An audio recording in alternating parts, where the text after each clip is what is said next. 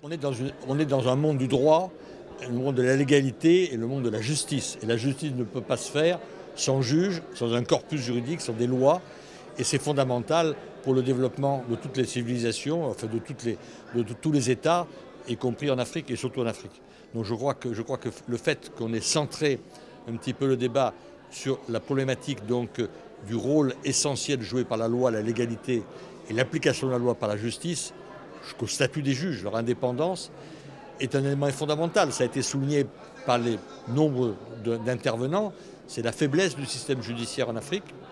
Donc le fait que cette lacune était probablement un élément important qui empêchait le développement harmonieux des pays en question et même du développement économique. Je crois que j'ai rappelé ce que c'était important que l'OHADA. Je pense que les Africains peuvent être très imaginatifs, mettre en place des systèmes qui leur sont propres, n'ont pas besoin uniquement de recourir à l'héritage des pays qui les ont colonisés jadis.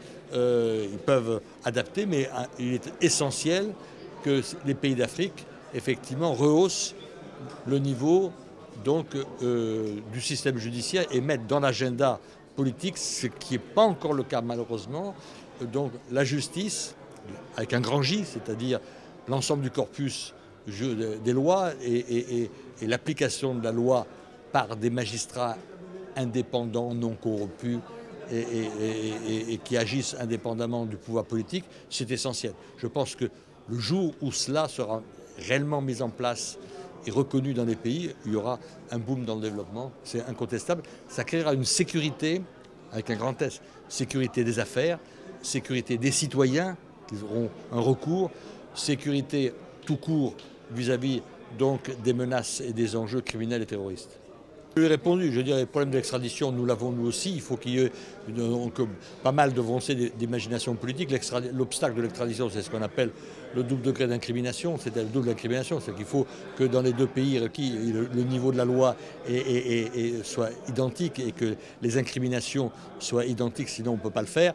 Bon, ou alors trouver un système comme en Europe, un mandat d'arrêt africain, c'est-à-dire qui supposerait donc un accord international entre les pays concernés pour faciliter les extraditions. Ça, c'est des avancées qui sont des abandons consentis donc de souveraineté parmi des États, dans un cadre conventionnel et bien évidemment avec l'accord des populations, puisqu'il faudra que ces traités soient ratifiés par les parlements nationaux et qui permettront donc des avancées importantes donc, dans ce domaine.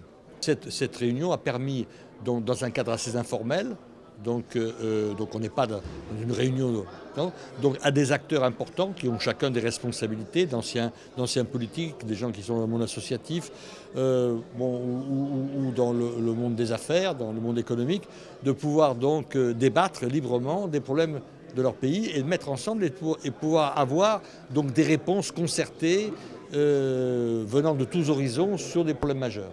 Et je crois que c'est très important parce que, bien sûr, des journalistes. Donc cette plateforme permet de faire avancer la réflexion générale et la réflexion politique dans le sens noble du terme sur des problèmes de fond.